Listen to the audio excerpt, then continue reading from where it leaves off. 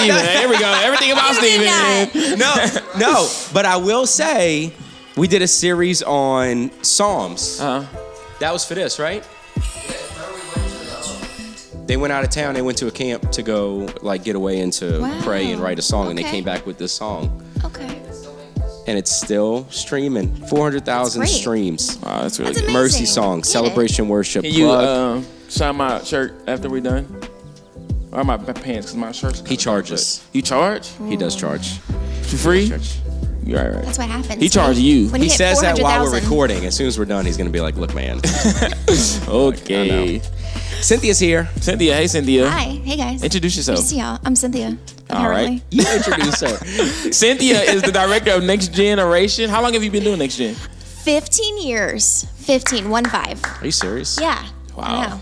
It's a long time. That's a very long time. I know. Have you really? For real. No, 15 years. 7 years executive director. 7 years going to schools yelling at kids. No. giving out pizza. Giving out pizza. That is about Jesus. accurate if you've never been to Next Gen. Telling about Jesus. That's a fact. That's how it works. Have you ever been to Next Gen? Yes, I've done videos and all the good things. Have you? Yeah. Yeah. Photo You went and handed out shoots. pizza and stuff? Yep. Yeah. Yeah. He knows what it's about. He Yeah. knows. Have you been? Have I been? Oh, he says. I know. Have I been? I used to do the videos for Next Gen. Really? For a year, remember? No. Yeah. No. Remember I did the videos for, Maybe I blocked it out. no, get out of here. I probably blocked it out. No, it was On purpose. It was in the offices were off of Veterans on. Yeah. Remember that? Yeah. We Over were by doing- Lowe's. Yeah. And I was going to Haynes. I was going to EJ. Wow. And I was going to one other school. Ridgewood. I was going to Ridgewood for a minute. That's right. Yeah. Just for yeah, minutes. we had a little one there. So how'd you That's get good. into Next Gen? Like how'd you start? You know, I always knew I was called to ministry, always. And I thought I wanted to be a children's pastor.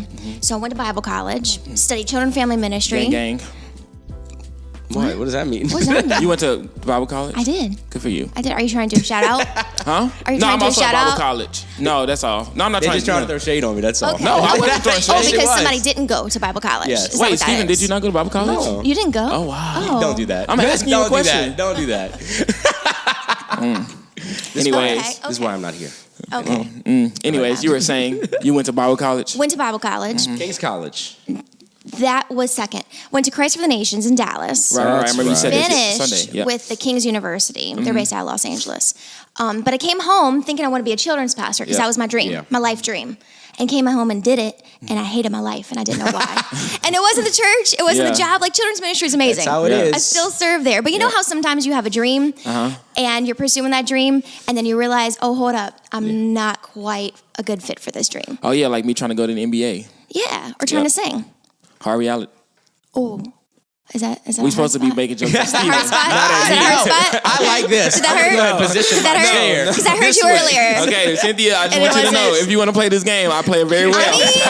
It's fair game if you open that door. All right, continue. So it was one of those things where, I just thought, man, this is what I want to do the rest of my life. And then I did it. And I was like, no, I don't want to do this anymore. And so my old youth pastor actually was running Next Generation at the time. Yeah. And he said, hey, you like middle schoolers, right? I was like, yeah. And he was like, come see what we do. And honestly, I couldn't believe my eyes. Yeah. The fact that hundreds of young middle schoolers were in a classroom and we're telling them about Jesus. It blew my mind. It's happening in public schools. And so I knew I had to be a part of it. And my heart's just been connected to kids in the city and just building leaders ever since. No, that's dope. That's really good. Yeah. I remember Sunday night you talked about, you shared about in your journey of doing Next Gen, you kind of begin to feel unsettled. Yeah. Like, okay, maybe God may be calling me something different, something bigger. Yeah. Talk to us more about that process and what that looked like. I think everybody goes through that. Yeah. Everybody, as you're maturing in your 20s, you start to question, hey, am I really doing what I want to be doing the rest of my life? How can I even make that big of a decision at this point? I'm like 22. How do I know I want to do till I'm 65? And I just started to question, to wonder, is this what I really want to be doing? And then, you compare yourself, especially, you start seeing your friends working for these huge ministries, having babies, and I'm just single Cindy hanging out like, hi guys, watching everybody get married around me. And so it just caused me to just really think, okay, is this really what God's called me to do? And it was a challenge. Honestly, it was for a while where I really had to question myself and really go to God and go back to the first thing he told me to do. Yeah. You know, the first thing he told me to do. That's a word, yeah. And I knew that, okay, as long as I could keep doing what he told me to do, then I'm going to keep going in his path. That's good. You mentioned yesterday that during this season that what'd you say? You learned that you weren't stuck, but God was teaching you to stay. Yeah. What would the Cynthia now? That's He's good. feeling that. What would the Cynthia? I just want to say this: the fact that Darius took notes. I did. know, a- man. It is. It will no. When I tell you, he never takes notes. And it's like bold and It is. like It small is. print, large print. You use the different That's sort of things in impressive. there. Wow. yes, but Highlighted. when you said you was coming in and you was bringing a tree Yeah. and a planet, Yeah. I was like off of this, right? Which is, and I was telling you this earlier that like the sermon was just so on time because like something that we've been talking about as a ministry is being good soil, Yeah, right? wow. And like you bring See, that I in. love how God works. And He we just got out of a series about being fruitful. Yeah. And so Wow. like you talked John 15, so like you really brought both of those You didn't bring a things plant together. during that series. I did bring a plant. But that's why when she brought a plant, I was like, I that's gotta use this so when we do fruitfulness again, Yep. Save it. I know. can do it. I know. Save it. But tell me what this Cynthia today would tell the Cynthia who felt stuck then. You know, I would go back and say, hey, take a breath, stop looking around, and keep doing what God's called you to do. You know? And just because you feel like you're stuck doesn't mean that God isn't doing a work. Yeah. You know, most of the time, whenever we're looking around and we don't see anything, but we're obeying the Lord, it means He's doing a deeper work in us. And that's what God was doing at the time. He was building character. He was building grit inside of me. The ability to keep doing the hard things, keep pressing on, pressing in, doing what He's called me to do, even when everybody else was doing what they want to do. Yeah. It looked like everybody else was traveling the world, having fun. Like, keep doing what God has called you to do. It built that depth of character to be able to stick it out. Like that verse I read about being tossed to and fro. You know, it dug me down deep. That no matter the crazy stuff that now happens in my life, the crazy stuff that now happens in my career, the unexpected, the unforeseen, nothing. It's hard, but it doesn't shake me down to my core, make me question my calling every single time because the Lord has taught me how to stay. Yeah. I'm trying to think about how to say this because like you mentioned earlier about being in your 20s, right? I've heard people say that your 20s are supposed to be adventurous, like discover yourself, who you are, what you want to do, go figure it out, right? What are you passionate about? Like go figure those things out. Yeah. What's the balance there between like being adventurous and finding out who you are, what you want to do, what you do want to spend the rest of your life doing, and actually being planted somewhere or, you know, and staying wherever you are right now in the season? So good. That's a great question. Just because you're adventurous, just because you want to explore and discover, doesn't mean that you don't need to have those roots. Yeah, because it's those roots that keep pulling you back to show you what's true north. Right? That's good. And so whenever you've got leaders in your life who know you, you're walking with, that you're open, honest, and accountable with, whenever you go discover, whenever you go on these trips, you go spend time with and doing all these fun things, exploring yourself, reading books, all the things. It's those people in your life who know you, who hear from the Lord, who can say, I don't know if that's quite the Lord for you. I don't know if that's quite it. That seems to contradict what you just told me last week. You said the Lord said, right? And so it's those roots, those relationships. It's our church family. It's the spiritual family of staying rooted that will keep you grounded as you grow up and out. That's really important too, because I think those things that you mentioned serve as guardrails, like the community, the accountability, the people around you, particularly also like you mentioned when in your solid stay, the word. Like as you're adventuring, the word keeps you grounded and stay in your lane. Don't be moving too far outside of the zone, which I think is seeming to be the culture nowadays. Like if you don't like this, well, just get up and go just do something different. Or like you mentioned Sunday, if you don't like this church, well, just go to another one, you know? But like we lose the sense of being deeply rooted. And I think we lose the importance of what it means to have like good character. Right. We don't learn the things you mentioned Sunday: longevity, consistency, faithfulness. Right. And so like we get into these seasons of our life where we find ourselves doing what we are passionate about, but even those things can be sometimes hard. Right. So talk to us about the hard times when you find yourself doing what it is you love and passionate about. Like for you, it might be next gen, but it's not always easy. Right. I'm assuming. Right. Oh yeah. a lot of times I'll tell people, if you're in ministry and it hasn't been hard, you want to quit at some point, you're not doing it right. Because that's the reality. Yeah. Like, it's just tough. But just because it's tough doesn't mean you should quit. Right. I'm a New Orleans girl, so I love Drew Brees. You know, it's like a rule. You have to. And his book, he wrote a book like years ago about the Super Bowl, kind of how he grew up and all that stuff. Yeah. And he talked about one of the biggest things that my takeaway from his book was that anything, and we know this, we've heard this, but kind of seeing it in his life was fascinating. He said, anything worth doing is going to be hard. Yeah. And you're going to want to quit. You're going to want to give up. You're going to have to put in extra hours and stay late and work more than others and do more than others.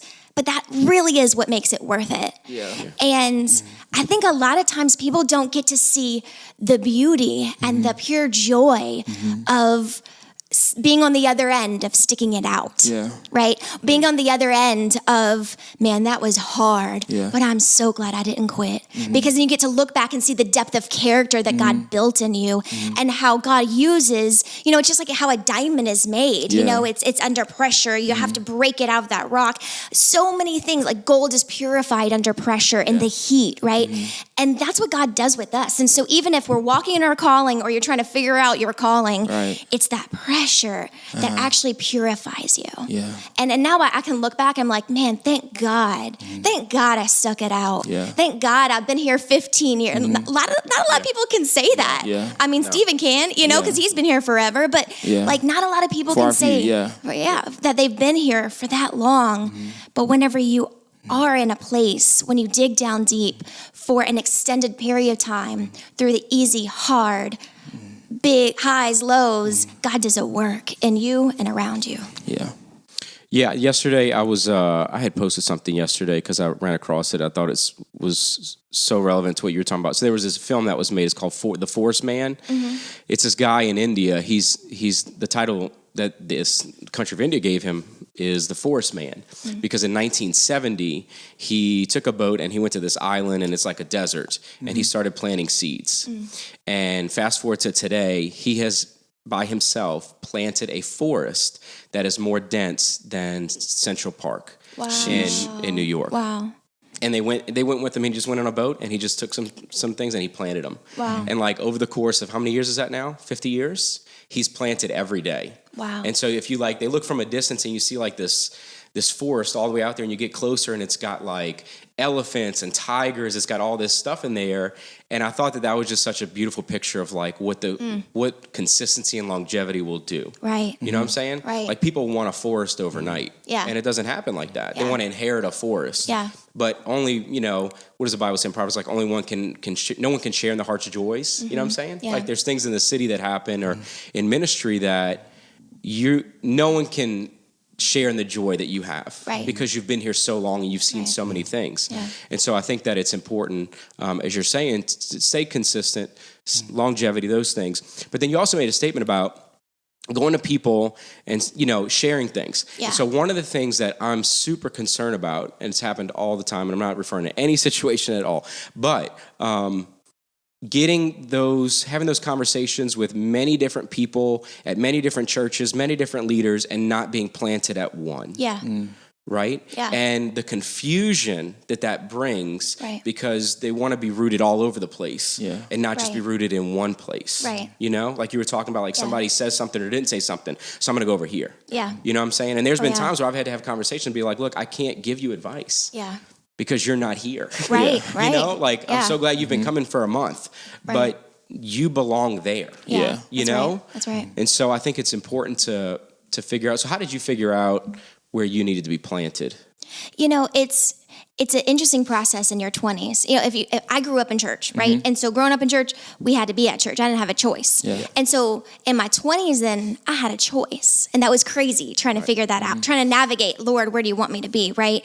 And for a while, I was planted in one church that I grew up in, and it was healthy and it was amazing. But I just started to get this sense of, I don't know. And it was about a year process of really wrestling with that. I think it's time for me to grow. I shared on Sunday night how sometimes it's actually healthy to uproot a plant and put it in a new, different root system, put it in a new, different place, a different type of soil, because it's healthy. That's actually how plants grow, is if you put them in a new space. And so sometimes that is healthy. And so I had some mentors in my life who were outside of the church and some inside the church that I went to them and said, hey, I think it's time for me to move to a new church. This is crazy. Never in my life would I have ever made this decision, but I think this is what God's calling me to do. Can you pray with me about this? And it was a season of it was a year and then 6 months where I was really praying, talking with my mentors, inviting my pastors into this conversation, right? That can feel a little scary.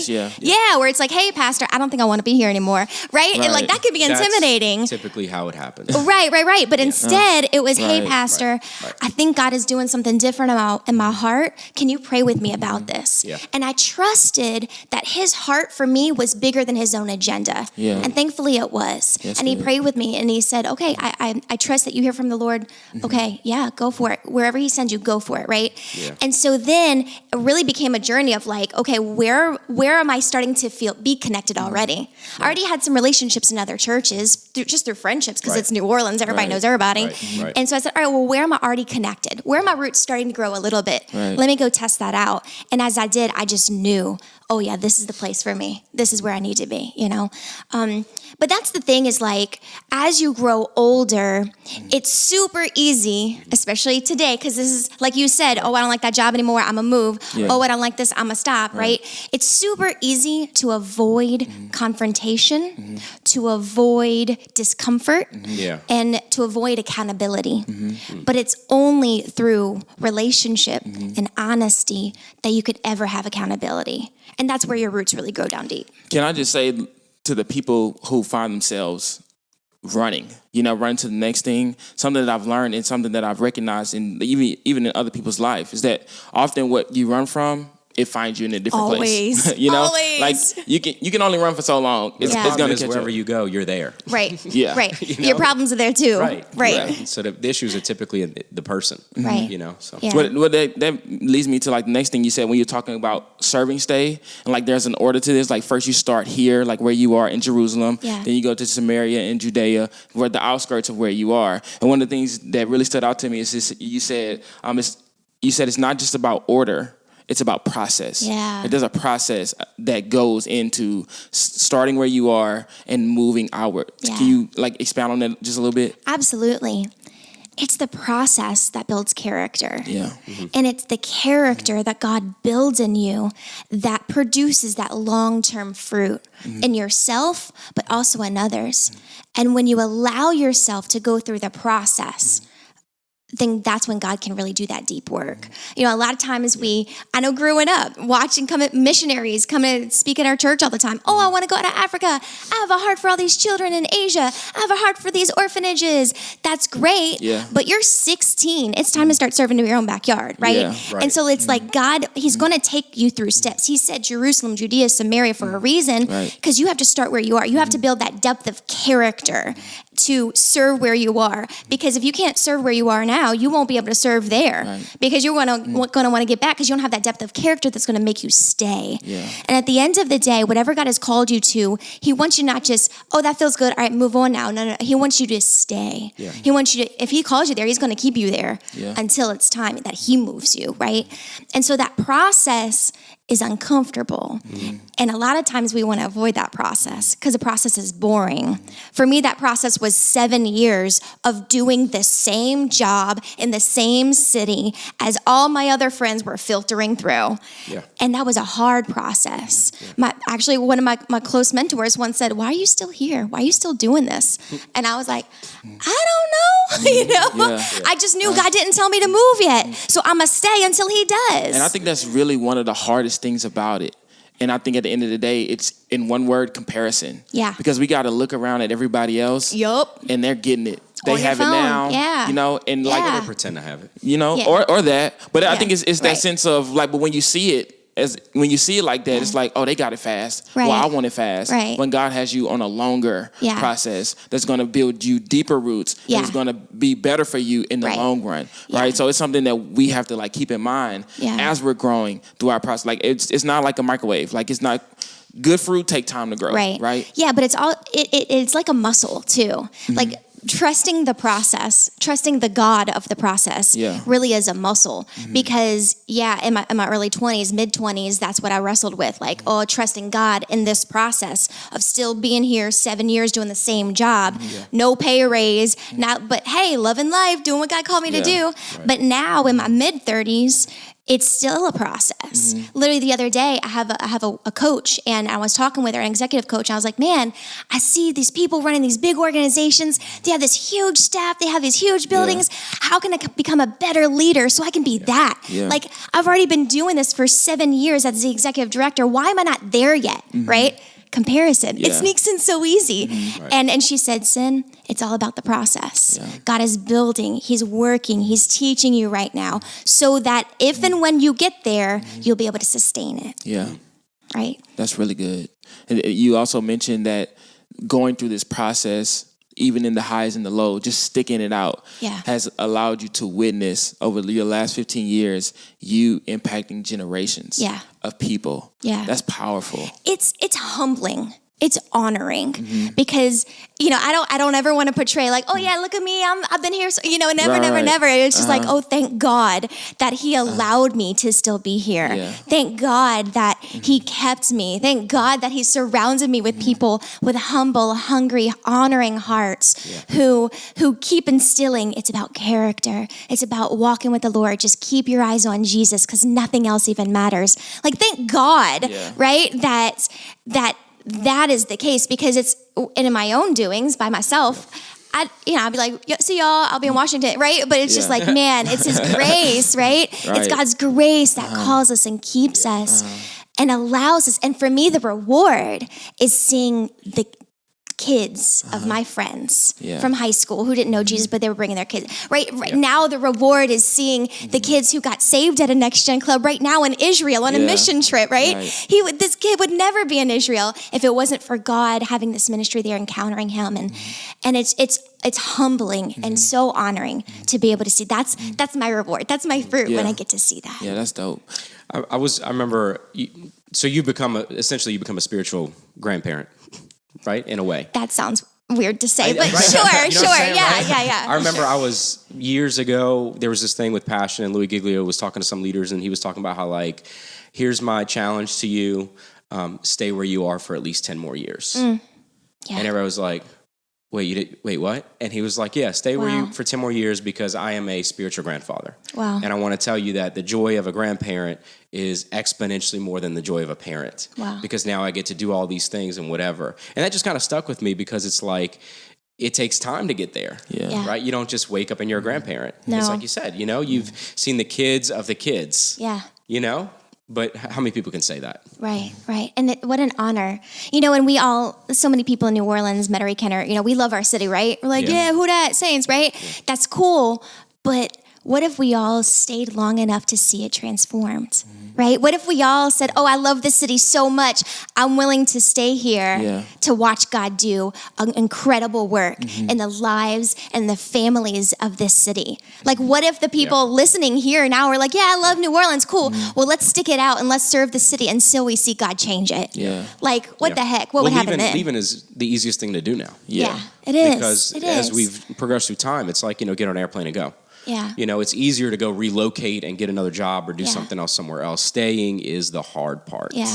And God does call. Anywhere. He calls people to leave. Sure. He does. You're planted for a season. He feeds you to go bring that somewhere else. Yes. We're not discounting that at all. Right. We need to buffer. But the reality is that I would bet more often than not, God is calling us to stay where we are for longer seasons than we are willing to admit. Okay. How did you get to the place where you said, okay, I had these mentors. Okay, explain that, because I think that is the practicality of just that is where people fall. It's because they're like, what is it? How do I get a mentor? Where do I even look for a mentor? Yeah. People are looking at people that they shouldn't be looking at as mentors, and things like that. So how did you get to that place where you say, okay, I have these people here who are my mentors, and the people who are listening to this, I'm just going to probably assume these are college young adults. Yeah. And so to have those mentors out of state, that's something that I've developed over time and through networking. But I'm saying, like, just right here now, what does it look like to have a mentor right now? Well, I'll say this first. Your mentors could and probably should change over the seasons of your life. The mentors I had when I was 21 are not the same mentors I had in my life now that I'm 30-something, 37. And so that should change over time, not month to month, but through seasons as you grow and progress in relationships. But the way that I have people in my life, I mean, they don't call themselves my mentors. I call them my mentors. They are people that when I look at their lives, I say, man, I want to be them when I'm their age. There aren't many, I'll tell you that. But there are a handful that I say, man, I want to be that person when I'm her. I want to be like him when I'm like, and so I just go to them. What I do, honestly, I've got a couple business mentors. I've got a couple spiritual mentors.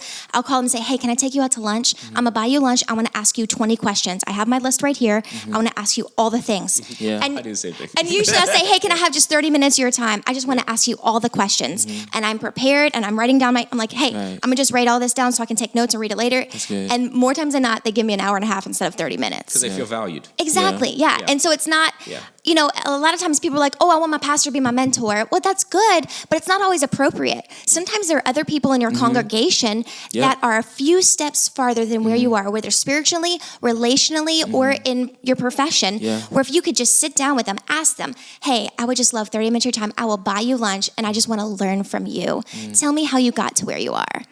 You know, actually, it's fascinating because my husband is an entrepreneur, and he started out his business, and he did great in his business. But once he started surrounding himself with other businessmen who were 3 to 5 steps farther along than he is, his businesses have flourished, multiplied. And he says it's all because of the mentors in his life that he's invited to not only to give him advice, but also to speak into his life. Show me my blind spots. What are things that I don't see? And let them speak into that and then actually do what they tell you to do. Yeah. Oh, that's really good. So I need to get some more mentors. I have one. Yeah. But he don't even iron his clothes. So. I mean, it's all right. He's not going to mentor you in that area. It's okay. It's okay. Oh, not. My mama will, though. He's not there for that. No, that's good. Did you say my mama will? You know I'm gonna mention my mama. Time. You know I'm gonna mention my mama. How did you get that He in is here? so mad How that did you get that he in don't here? love his mama the way I love my mama. Dude, he talks about his mom. Oh, did your mom call yet? So she didn't call. She's about to. I can feel I know. it. I talked to her this morning. I bet you did. We going on vacation. Okay, anyways, go ahead. No, you went. I just you did it. Okay. The one thing you said, and this is one of the last things you said, and like if you was at a black church, you would have had like 5 different shoes thrown at you. I promise you. You said you can't count the number of seeds in the apple. Wait, you can count the number of seeds in an apple, but you cannot count the number of apples in a seed. Yeah. Come on. Come on. Somebody after service was like, boy, if you would have been preaching, I would have been like shouting hallelujah. So expound on that, like just for like a quick second. Like, what does that mean? Unpack that statement for us. And so I think of seeds as a couple of different things. Your life is a seed, but also the words you speak and your influence in other people's lives. When I was early days of Next Gen, I would walk through Grace King High School. That was one of the schools that I would serve at.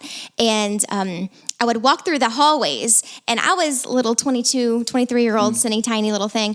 And there would be these tall seniors that were way taller than me, and they'd be super intimidating. And I'd walk through the hallways, be like, hey, come to Next Gen Club. And it'd be super intimidating and keep running by.